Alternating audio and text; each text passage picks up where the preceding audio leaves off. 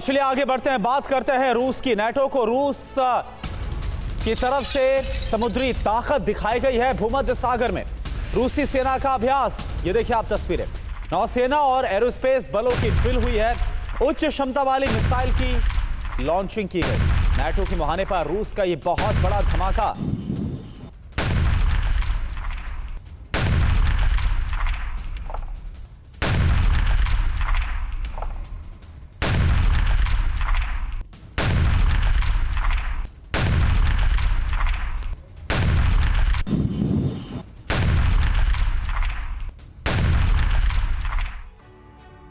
और वहीं सीरिया की बात की जाए तो अब जो संग्राम हो रहा है सीरिया में, वो दुनिया की दो महाशक्तियों के बीच हो रहा है। ये महाशक्तियां हैं रूस और अमेरिका। असद सेना के साथ रूस है तो विद्रोही गुट हयात तहरीर अल शाम के साथ अमेरिका है। अमेरिका अब सीधे तौर पर युद्ध में उतर गया है। अमेरिकी एयरफोर्स सीरियाई सेना और उसका समर्थन करने वाले संगठनों के ठिकानों पर बमबारी कर रही है। इस बात से भड़के पुतिन ने सीरिया की रक्षा के लिए भूमध्य सागर में वो बेड़ा भेज दिया है जो खतरनाक हाइपरसोनिक मिसाइलों से लैस है।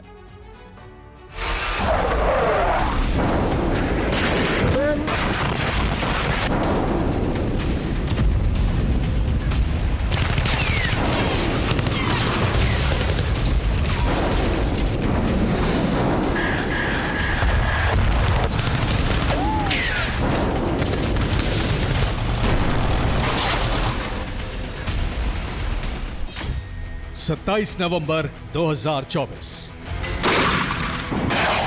हयात तहरीर अल शाम के बारूदी विद्रोह के साथ ही रूसी एयरफोर्स असद के खिलाफ भड़की इस जंग को कुचलने में जुटी है।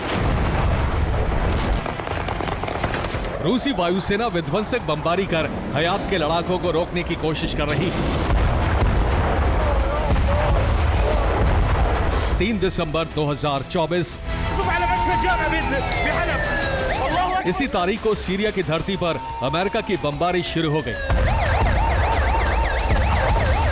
3 दिसंबर के दिन ही सीरिया युद्ध में अमेरिका की डायरेक्ट एंट्री हो गई।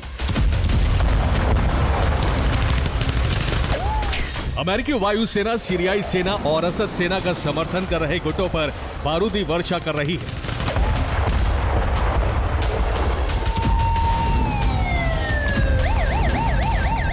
और इस तरह से सीरिया के मैदान में दो महाशक्तियों रूस और अमेरिका में पहली बार सीधी टक्कर शुरू हो गई है। सीरिया के संग्राम में सुपर पावर की ये वो भिड़ंत है जिसकी वजह से तीसरे विश्व युद्ध का अलार्म बजने लगा है।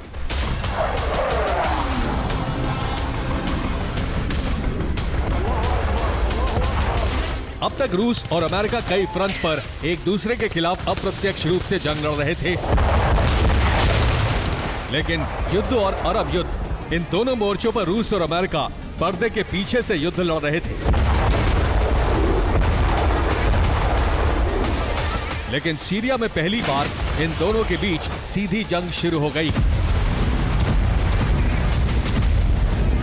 अब तक सीरिया में विद्रोहियों पर रूस ही बमबारी कर रहा था, लेकिन अब अमेरिका ने भी हवाई हमले शुरू कर दिए हैं।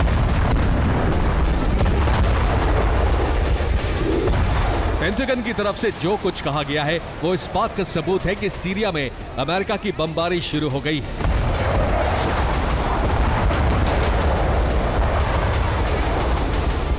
पेंटागन के प्रवक्ता पैट्रिक राइडर ने कहा है कि अमेरिकी सेना ने सीरिया में उन हथियार, रॉकेट लॉन्चर और टैंक को बमबारी कर खत्म कर दिया जो अमेरिकी सेना के लिए खतरा थे।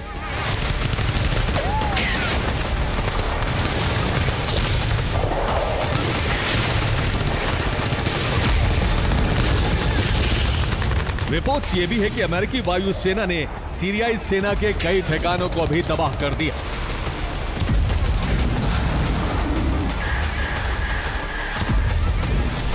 कल ही व्हाइट हाउस ने कहा था कि वो सीरिया में असद सरकार को हजारों बेगुनाहों की मौत का जिम्मेदार मानता है।